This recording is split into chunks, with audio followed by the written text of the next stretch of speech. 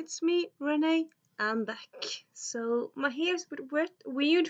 It's also a bit wet as well because I'm using my hat lately because it's sunny and nice outside. But I don't really need to use my hat for video, so take it off. That's why it's so flat. And yeah. So today, let's say something wrong. No, today I'm here to give you another list. I was about to say the top 5. It's not top 5, but these are 5 of my favorite standalones. Because even though even though I love to read, you know that's obvious. Even though I read mostly series, I do read some standalones.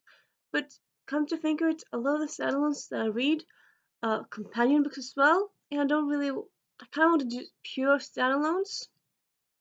So I found 5 books. There are more than 5 books that I love, but I'll be doing, just a little, addition of 5 standalones that are among my favorites, and I'll be highlighting in this video. Also, you might maybe ask why I decided to do that theme this week. Well, on Sunday, let's say Sunday, I'm turning 28, so it's my birthday. So I decided, I want to highlight some of my favorite stuff. So that's my plan for today. So yeah, let me get the books. So first I'm just gonna give you a peek of them. They're here. And then I'm just gonna go by them one by one. Well, sorry, stating obvious. Why would I talk about them two by two? Of course you're gonna go by them one at a time. But yeah, sorry. So first we have Invisibility by David Leviathan and Andrew Kramer. So yeah, they wrote it together. It's a really good book. It's a standalone, and why is it so great? It's great because of the plot, how it's so original, and then you have the writing, which is so great, and then you have characters. And honestly, this book, I would say I have 0 complaints. 0 complaints. I suppose maybe a small complaint is that it doesn't end perfectly happy, but it ends more or less perfectly happy. So yeah, that's just a small complaint. And it doesn't end sadly, it just ends less than ideal in a way, I suppose. But it's just so good. So yeah, I suppose I should tell you what it's about tonight. I imagine I talked about this one before, but I think it's been a while. So yeah, anyway, a short summary of this one. So it's it's about Stephen. He's a teen. He seems to be mostly a normal teen. He's a teen. He has his likes, his dislikes. He has a dad he doesn't communicate with. His mom is dead, so was not totally normal dad, totally normal life. And then there's Elizabeth. She's his neighbor, or this story starts more or less when she becomes his neighbor. They become friends. So far, seems legit. It's not that original. Well, the kink is the words the hitch is that Stephen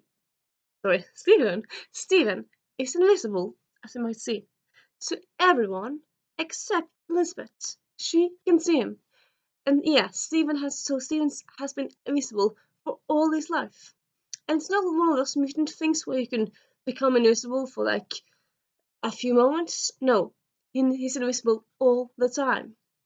So anyone can hear his voice, but no one can see him except Elizabeth. And it's just such an interesting concept really. Like not even his dad and mom could see him. So it's just so strange. And it's just, isn't that quite different? Yeah, it's quite different and original. You never really have that. Probably some book where a boy, a character can turn invisible, but they always turn back. And here, he's always invisible. So it's just half bracket, and because he can't really communicate and have friends and stuff, and I suppose he has friends online, but yeah, it's just so touching. But yeah, Elizabeth, she can see him, so at first they begin to be friends, and then after a while they start this lovely relationship. They become sweethearts. They become a couple, and yeah, so that's going on, and then you also have, yeah, so the plot is kind of like they want to try to find a way for him to become visible, and yeah, stuff happens, and it's just so good, so good. It's full of quotes and full of levity and full of drama in a good way, and it's just, yeah, chef's kiss, chef's kiss. This is a book I reread more or less every few years, and I never get tired of it. Never. It's just so enjoyable and so good, and yeah, it's just so good, so good. I suppose in a way this is kind of like cheating, but like not cheating. I'm just gonna say this. So I said like I want to talk about books that don't have companions. None of these books have companions. They're standalones purely.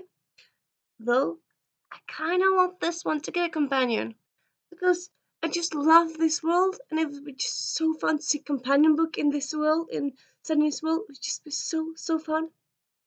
I'm not sure why. I suppose why, because it doesn't need one, but I don't know. I kind of would like one. But yeah, Invisibility by Andrew Kramer and Dale Leviathan. Then up next we have Diary of a Confused Feminist by Kate Weston. So you've seen this before. You might have seen this before. It's actually one of my most viewed reviews. I reviewed it back in February, March, earlier this year anyway. So yeah, this is a debut book by Kate Weston. Kate Weston used to be a stand-up comedian, and it shows because this book is very fun. It's set in the UK, so if you want to read a book set in the UK, if you're from the US or somewhere else, check it out. It's very good. It's, as you see, it's focused on feminism, though it's not like, I would say like it has feminist aspects, so it's not like completely feministic in a way. Like there are other aspects to it, the story as well. So it's, I would say kind of, it's more about like the protagonist, Kat, living her life, being a teen, and then this feminism here and there like throughout the story, and then other stuff happens. So I would say like, yes, this feminism is in this one, and as you might expect from the title, but it's not one of those that's pure feminism. So if you kind of want something that's fun with feminism in it, I would say check it out. But it also like, some parts of this one is also so touching and heartbreaking. You can relate to it so much. There's drama between friends, like in a way that the friends miscommunicate, and there's they start to argue and stuff happens, and it's just so touching in some scenes. I actually cried a bit during this book because it's just so relatable and just like no.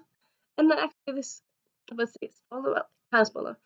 In a towards the end of the book, some stuff happens that's quite interesting in a health way, I suppose to say. I'm giving stuff away, but yeah, it's okay. I'm just gonna say it. There's mental health, mental, there's mental health aspects to this one as well. So yeah, it just has a lot of good aspects to it, and it's just funny but touching and true and heartfelt and warm and raw, and it's just so good. It's very good. Definitely check it out.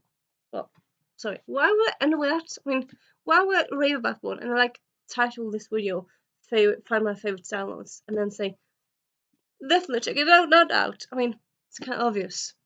Yeah, sorry, I'm just gonna be obvious. Next, we have Things a Bright Girl Can Do by Sally Nichols. This one, again, I talked about before, but hey, a good book can never be talked about too much, can it now? Also, it's my faves series, standalone video. Of course, there's gonna be some books you've seen before. It's kind of obvious. I've been here more or less around a year now, so it's kind of natural for me to talk about something again, repeating myself. So yeah, Things a Bright Girl Can Do. This is a historical, but it's fancy. It's not historical. Yeah, let's just say actually just historical YA.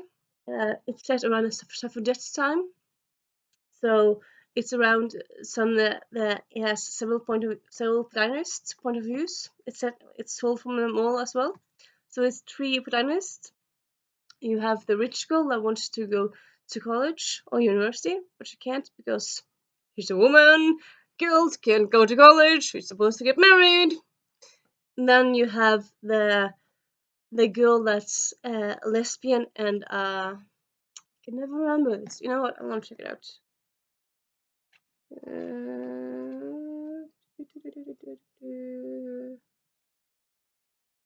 She is something. It's so annoying. She's a kind of. My God, it's not. I have it. It's tip of my tongue now. Protestant, not Protestant. She's okay. Yeah. Anyway, one of the characters, she's a type of Christian that's pacifist, so she doesn't want the war to. Yeah, of course. Yeah, this is happening around Suffragette time, but also around the First World War. So there's war aspects to it as well as Suffragette aspects. And yeah, one of the characters does not want the war to happen. She's against it completely. And then the third character uh, is working class. She's a lesbian, and she wants to go to war.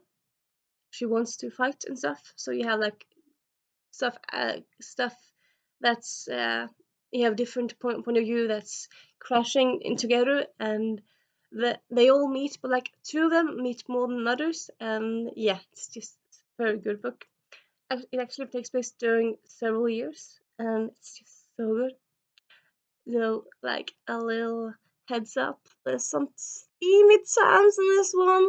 Sapphic love romance scenes, and they're quite hot, quite hot. And yeah, it's just a very, very good book.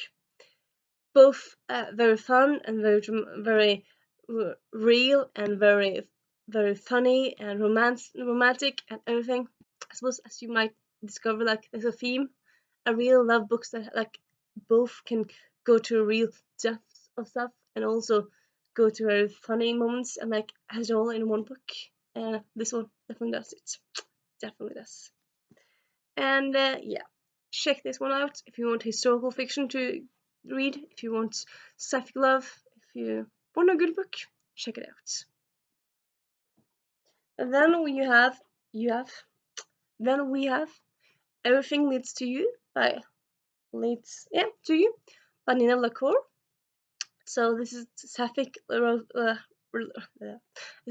romance set in modern day, and but it's also set in LA, and it's set in the movie industry. So you have like behind the scenes movie stuff, and it's centered around like central mystery of like there's someone who should get some letters of inheritance, but they can't find the person. So it's a bit of mystery there. But then there's also mainly, I would say, love story there, and it's just very nice.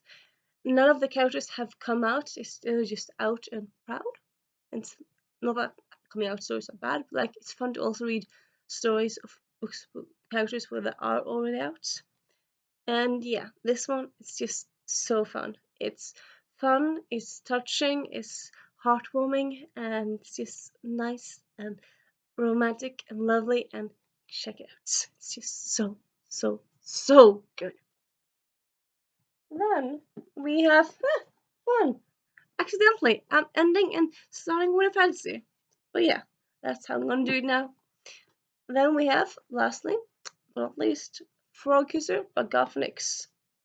So this is you might think it's a retelling of a fairy tale. It's actually not. It's more like I wouldn't say it's a high fantasy. It's more like a take on fairy tale, but it more like it uses the fairy tale tropes and puts them on their heads. But it's not like it specifies like Cinderella, but like that or like that. It's more like the tropes of the evil mustache twirling villain, and then the girls who are damsels in distress. And it's more like yeah, it plays in that era, but it's not played on specific fairy tale. It's just like in general, really. And yeah, it's just very good. You have talking dogs. I'm just gonna read the back of it. Talking dogs, mischievous wizards, an eel stepfather, an abundance of amphibians. Such is the life of a frog kisser. So of course, one of them has to kiss frogs because they could turn into princes, and then stuff happens, and yeah, you have an evil stepfather he's more dumb than evil, but it's just also very fun. Like it's very fun to read about him, and it's just very fun story. And yeah, it takes tropes on their heads, and it's just very good. Check it out. It's so such a delight, such a delight. And yeah, and that's five of my absolute favorite downloads. I hope you've maybe heard of some of those, maybe you haven't. Maybe you want to pick them up after this video. Maybe you want to recommend some of your favorite standalones. If you do, please go ahead in the comments. And yeah, this is me saying Renee out.